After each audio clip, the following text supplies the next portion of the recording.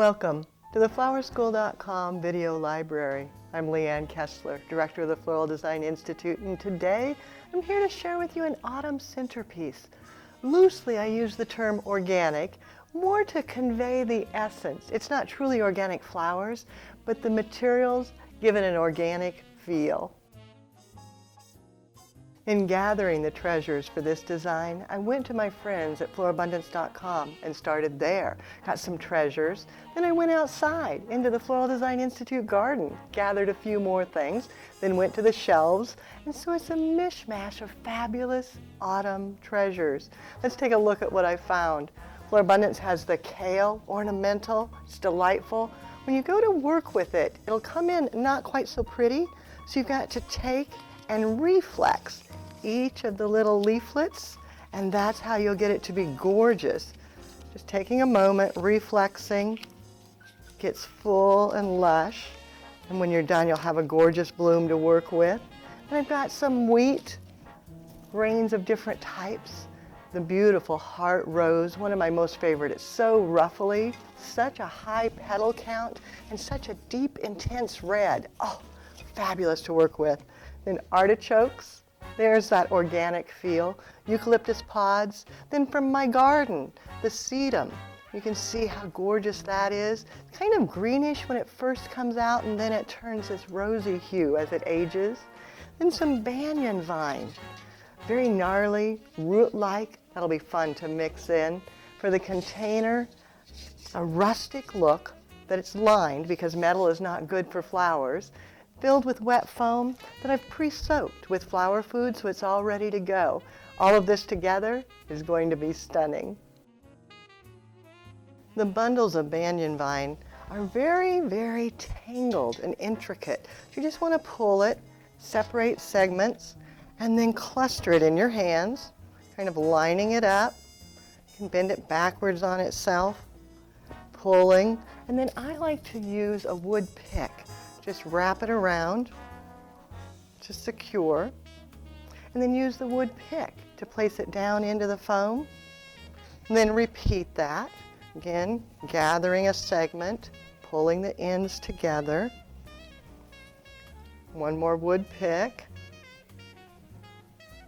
wrapping it around. I just do the one end to begin with. And go back. One more. Wood pick, wrap it. Place it in. Then as you get going, you can go back, that's locked into there, bring it and wrap it around. And then if you, at the opposite end, take another pick, secure it, bring it and wrap it again. Taking that other segment, bringing it up and around. Maybe you want to bring it up over to the front. Wood pick.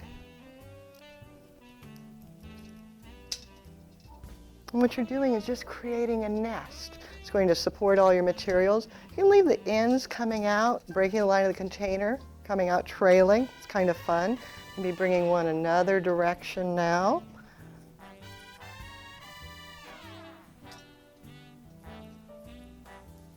And then take a look. Do you want more loops? Is this enough?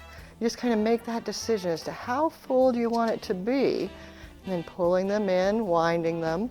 Maybe do one more, letting this one come out.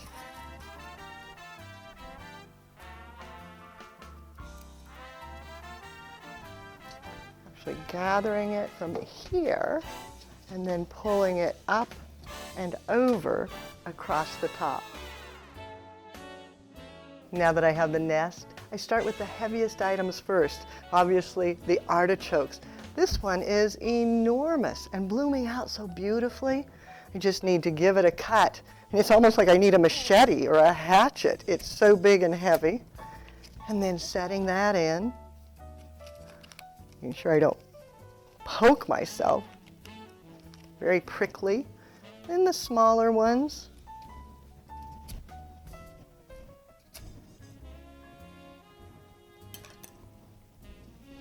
Finding a spot to set it in. one more.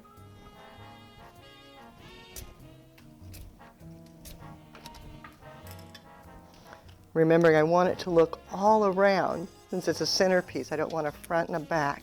So I'm bringing it out to the opposite side. Then the kale, it too has very, very large stems. So I give it a cut, set it down, maybe moving this one out to the front, helping to break the line of the container. And another towards the back side.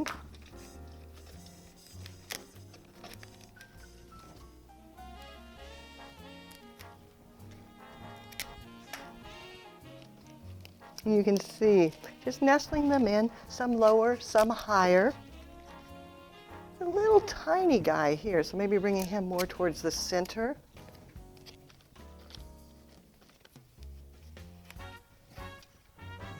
Another out to the side. Pulling off any damaged leaves, don't need them.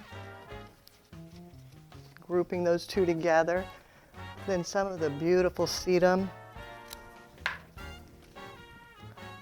Color is so grand. Finding a perfect hole for it. There we go. A little bit of color towards the top.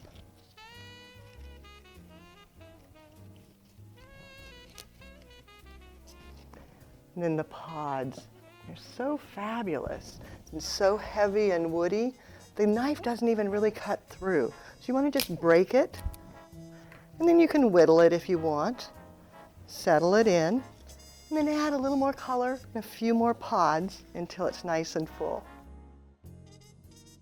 You can see it's lush and full already, but adding the complementary color of red to this deep variety of greens will give it a little more intensity, make it so much more interesting, and it's kind of a preview of the Christmas season to come with the reds and greens. See how that just enhances, adding that complementary color underneath.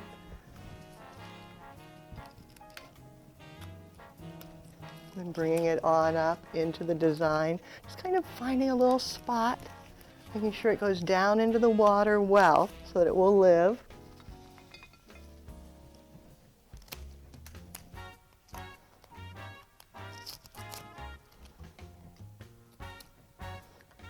And then feeding it into the center. Again, tucking it down deeply. And then back across to the other side. So I'm creating a horizontal line through the arrangement, guiding your eye from front to back.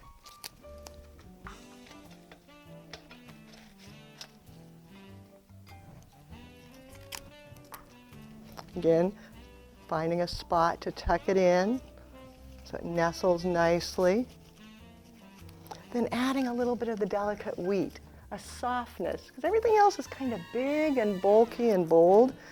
This is a little bit lacier.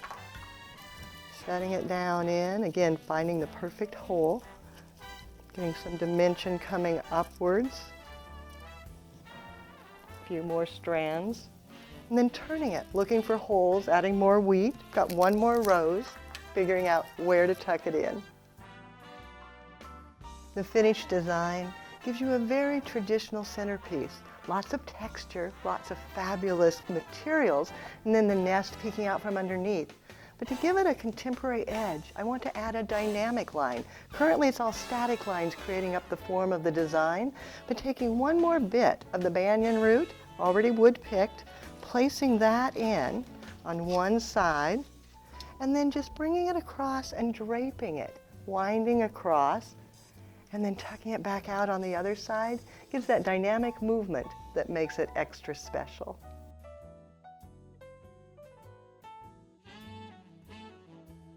The centerpiece season, it's upon us, and as professional florists, we'll be making dozens, if not hundreds, of centerpieces over the coming months.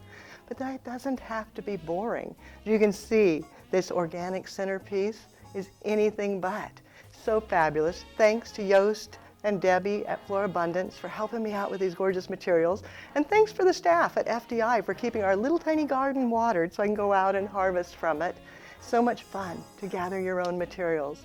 Now, if you need more inspiration, if you've got some questions about centerpieces, you can find a lot more on our website, flowerschool.com. you've got a question that you just need answered now, pick up the telephone. Give us a call. We're here to help.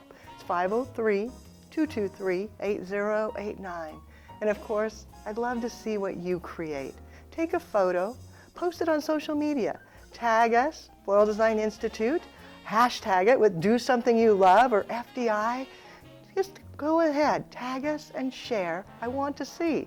And if you'd like to email it to me, I look at it that way as well. My personal email is Leanne, Leanne, @floraldesigninstitute.com. Now it's your turn. Have fun and do something you love.